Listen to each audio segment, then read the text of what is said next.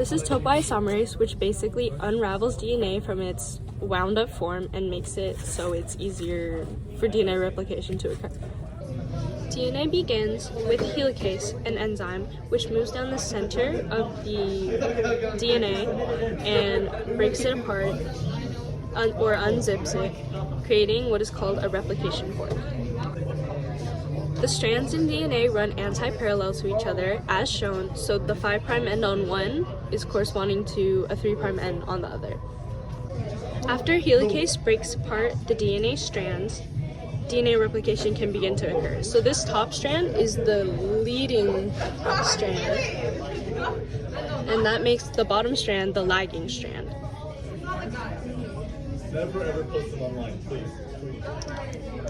So on our leading strand, primase comes in and basically builds a strand of RNA called a primer, which basically serves as the starting point for the new bases to come in.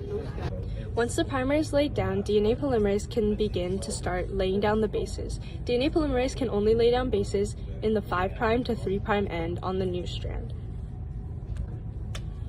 Each base on the parent strand will have a corresponding base on the new strand. So G always goes with C, A always goes with T, and G always goes with C.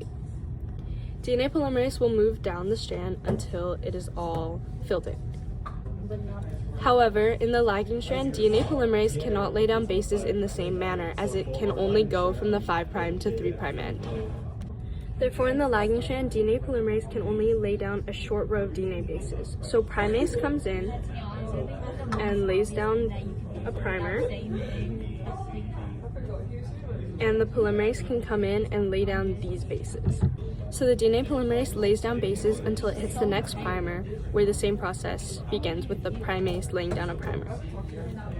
These gaps are called Okazaki fragments, and then the DNA polymerase comes back and fills in these gaps left by the RNA primers.